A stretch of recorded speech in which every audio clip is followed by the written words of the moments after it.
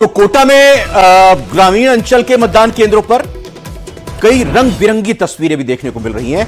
पोलाई कला मतदान केंद्र पर सांस्कृतिक प्रस्तुतियों से मतदाताओं को मतदान के लिए प्रेरित किया जा रहा है।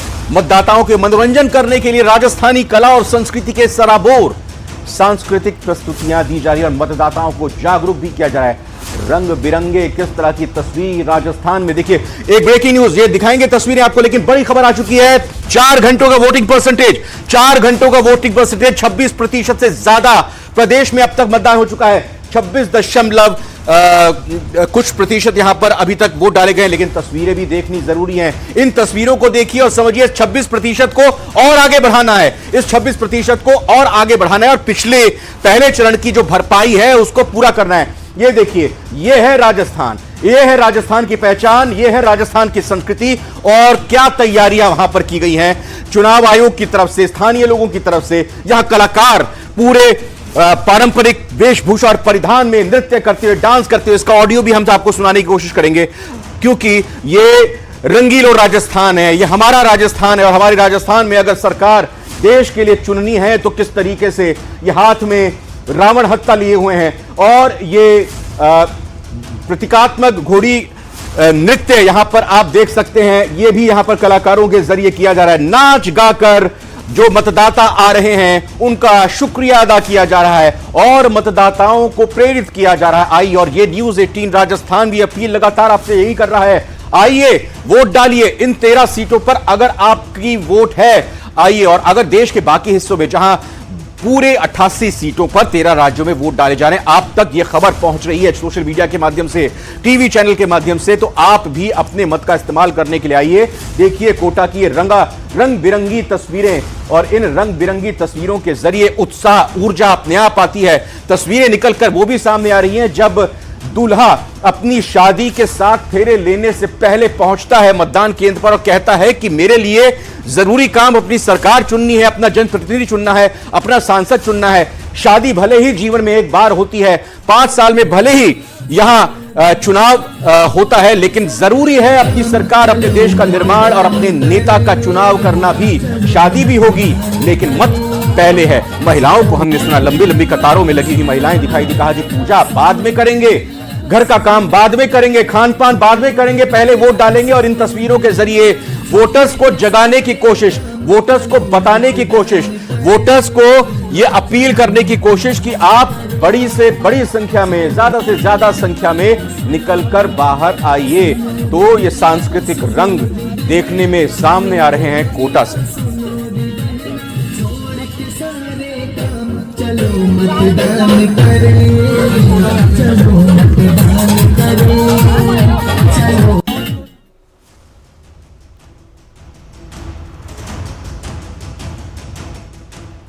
तो चलो मतदान करें, इस अपील के साथ इस मतदान प्रतिशत को बढ़ाना है। एक एक सीट का हाल भी बताते हैं। अजमेर में 24.43%, भीलवाड़ा 25.15% लोग अपने मत का इस्तेमाल कर चुके हैं। चित्तौड़गढ़ में 26.48%, कोटा में बहुत ही ज्यादा मतदान प्रतिशत इस लिहाज से अभी तक देखा जा रहा है, 28 को भी पार कर चुका है। पहले 2 घंटे का जो ट्रेंड आया था, जो वोटिंग परसेंटेज आया था, वो भी कोटा का सबसे ज्यादा 13% से ज्यादा था। कुल मिलाकर चित्तौड़गढ़ की देखिए आपके सामने 26.48%, कोटा 28 से ऊपर, अजमेर में कम है 24.43%, भीलवाड़ा में अजमेर से ज्यादा 25.15% लोगों ने अब तक अपने मत का प्रयोग किया है। अगर हम एवरेज देखते हैं, अगर हम एवरेज के जरिए समझने की कोशिश करते हैं, पहले 2 घंटों में 11.77%, इसको डबल करते हैं तो 22-23% बनता है। यानी कि उससे, यानी अगले जो 2 घंटे रहे हैं, 9 बजे से लेकर 11 बजे तक का वक्त वो रहा है जिसने पहले 2 घंटों को मात दे दी है। हर 2 घंटे में मात देनी है वोटिंग परसेंटेज के जरिए। शाम तक जब 6 बजे तो पिछले सारे रिकॉर्ड टूटने चाहिए मतदान के।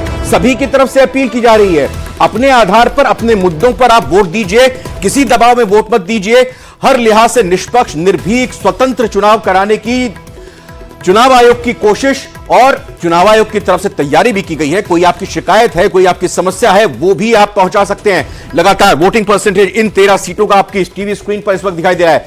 4 घंटों में राजस्थान में अब तक 26.84% मतदान हो चुका है। 26.84%, 7 बजे से लेकर 11 बजे तक के 4 घंटों का यह मतदान प्रतिशत आपके सामने आ रहा है। चित्तौड़गढ़ में 26.48%, कोटा में 28.30% मतदान हुआ है। जालोर सिरोही में 28.50%, पाली में 24 कुछ फीसदी यहां पर है। यानी 2 सीटें बड़ी महत्वपूर्ण नजर आ रही है जिन्होंने 28% के आंकड़े को पार कर दिया है। पहली जालोर सिरोही और दूसरी कोटा में जबरदस्त मुकाबला, प्रहलाद गुंजल, ओम बिरला के बीच। जालोर सिरोही में जबरदस्त मुकाबला, लुम्बाराम चौधरी बीजेपी के, उनके सामने वैभव गहलोत। तो यहां पर वोटिंग परसेंटेज इस लिहाज से देखने में सामने आ रहा है। कोटा को अगर देखें, ग्रामीण क्षेत्र भी आता है, शहरी क्षेत्र भी आता है, लेकिन चूंकि कोटा एजुकेशन सिटी है, शहरी हिस्सा भी और शहरी आबादी भी अच्छी खासी है। जालोर सिरोही की अगर बात करें, 2 जिलों की मिलाकर ये लोकसभा सीट है, कॉन्स्टिट्यूंसी है, यहां पर भी मुकाबला कांटे का है। और इस जगह पर भी 28% से अगर मतदान ऊपर होता है तो ये एक बेहतर है। होड़ होनी चाहिए, हर लोकसभा सीट के वोटर के बीच में होड़ होनी चाहिए। जनता पार्टी के प्रति लोगों का रुझान और बढ़ा है, क्योंकि कांग्रेस ने अपने घोषणा पत्र में अपीसमेंट की उनकी पुरानी आदत को फिर से एक बार रिपीट किया है।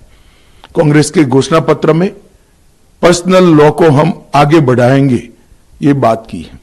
मैं राहुल गांधी जी को पूछना चाहता हूं, पर्सनल तो क्या ये देश अब सरिया के आधार पर चलेगा? किस प्रकार का पंथ निरपेक्ष संविधान आप इस देश में चाहते हैं? हमारा संविधान पंथ निरपेक्ष है। देश के कानून धर्म के आधार पर नहीं बन सकते। भारतीय जनता पार्टी ने अपने घोषणा पत्र में स्पष्टता के साथ कहा है, हम यूनिफॉर्म सिविल कोड को लाएंगे। सभी पंथ मजहब के लोगों के लिए एक ही कानून होगा। हमने ट्रिपल तलाक समाप्त किया है, यूसीसी की शुरुआत की है, उसको हम आगे बढ़ाएंगे।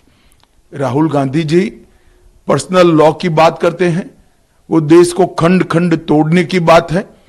और सरिया के आधार पर क्या यह देश चलेगा? किसी एक धर्म के कानून के आधार पर यह देश नहीं चल सकता। ये देश में पर्सनल लॉ नहीं चल सकते। ये भारतीय जनता पार्टी का फर्म बिलीफ है। मोदी जी ने जो गरीब कल्याण के काम किए हैं, उसके कारण गरीबों में मतदान का बहुत उत्साह है। दलित,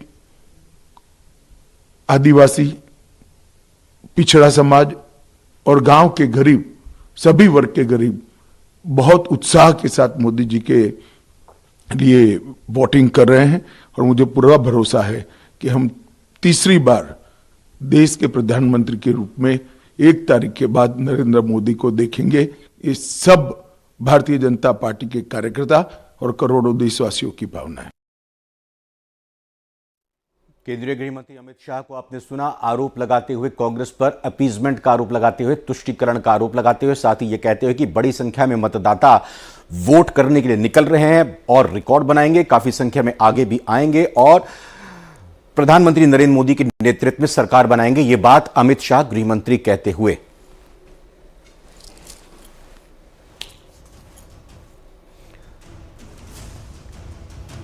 अलग अलग पोलिंग बूथ से दिखा रहे हैं।